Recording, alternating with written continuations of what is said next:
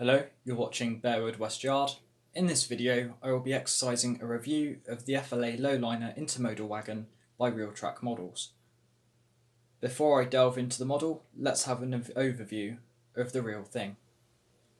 The introduction of 9-foot 6-inch high cube containers by shipping companies in the 1980s created a lot of trouble for British Rail, of which its Freightliner operations had wagons which were designed to take 8-foot 6-inch maritime containers.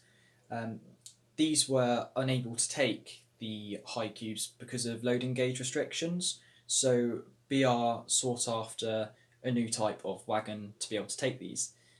This resulted in the creation of the FLA Lowliner. The first company to produce these were Powell Dufferin. They made 9 5-wagon sets for BR's Speedlink operations and Freightliner, of which these were consisted of 2 outers and 3 inners, of which you can see on the computer screen in front of you. However, in the modern day, these type can't be seen fully with all 3 inners, and this is due to issues surrounding spare parts, so a number of the inners had to become stored. It was around a decade later, in the early 2000s, that a second batch of FLAs were ordered. The wagon bodies this time were produced by Trinity Rail in Romania and the bogies by CKD in the Czech Republic. These were built to form 40 twin sets, with final assembly taking place at Stoke Marcroft here in the United Kingdom. In 2005, an additional 400 more wagons were ordered, but by 2008 deliveries had ceased, suggesting that a proportion of the order had been cancelled. All of this information was found on the LTSV Wagons website. These models were specially commissioned by Realtrack Models to represent the later 2004 European-built units, although it is possible to modify these into inners as seen on the 1990 Powell Dufferin types if you model later BR, as the FLA is one of the only wagons that actually merges between BR and privatisation.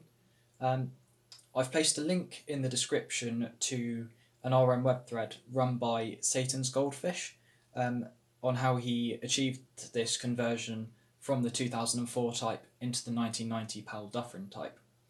Right, without further ado, let's get into the model. Right, so let's start with the box.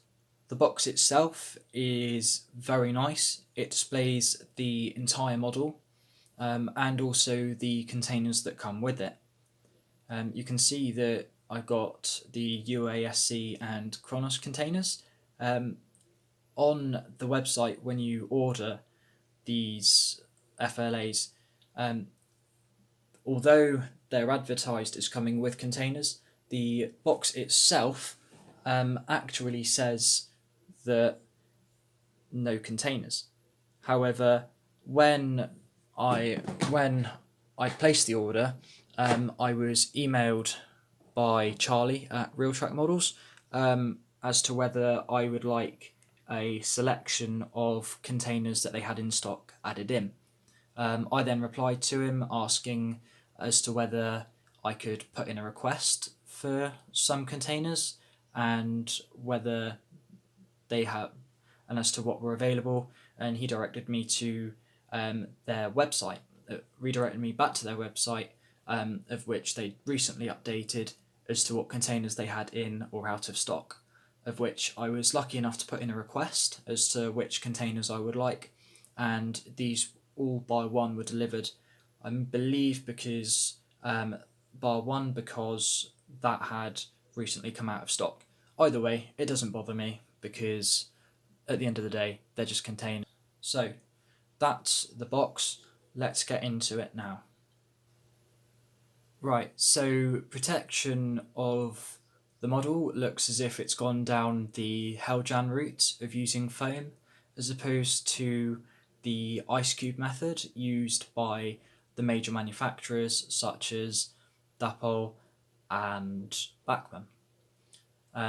It's quite nice there in on the right hand side you've got a little accessory pack, which, excuse my arm, contains, what does it contain? A spare drawbar, some, if I can focus you in, a spare drawbar, some pipe detailing, and a few more hooks for containers. Right, I would get this out, but I'm going to do a very quick and simple, here's one I unboxed earlier, and this is the FLA. It's quite nice actually. Didn't know what to expect compared to the actual advertisement on the website itself. In terms of length, from buffer to buffer, it's roughly 15 inches, so 1'3", which is quite a nice size compared to the Dapol FEAs, of which I have one, and also the upcoming Hatton's FEA-S, or FEA-E as the actual Freightliner code is. The only thing that I will say about the detail side of things when it comes to them is that they are very, very fragile. I had noticed that when in transit there were several parts that had broken off. This included one of the headstocks, so this could be this was able to be removed. Let's focus you in. The detail on it is actually very nice. Got the wagon number. All of this detail actually came with the model already applied, so I didn't have to do any of this. It just came like it, so that was quite nice. As I was saying about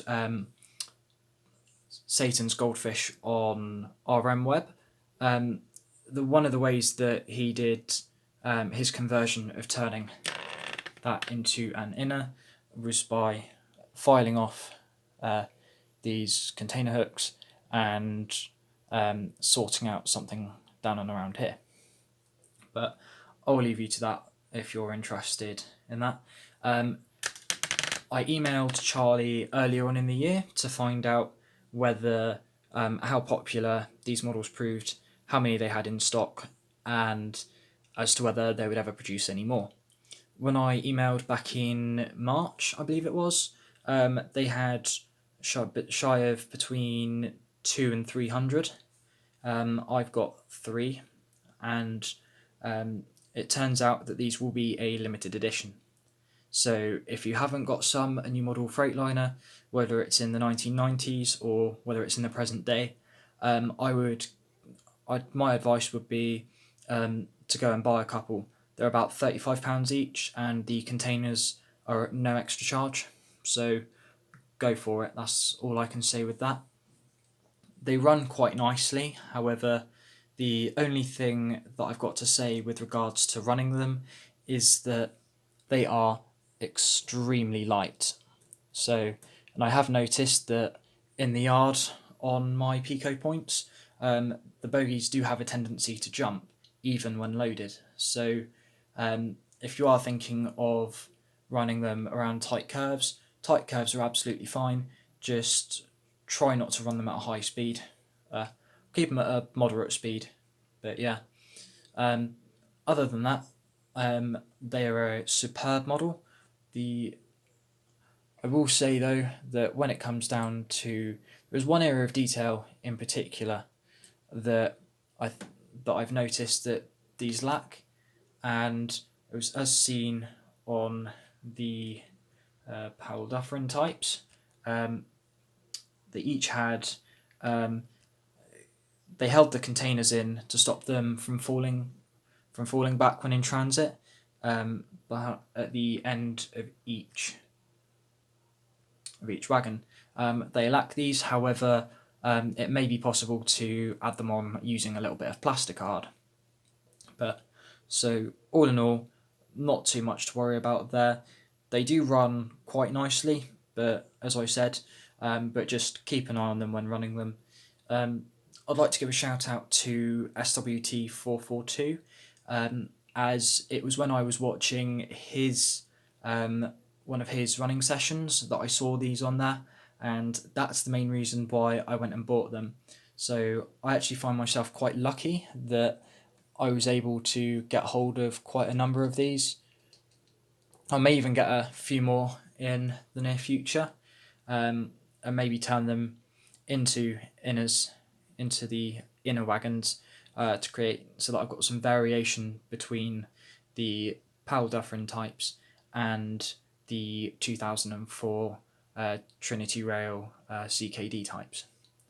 So yeah, all in all, I would say they're a good 9 out of 10. There could be some areas for improvement, as I said, with regards to the end bit of detailing.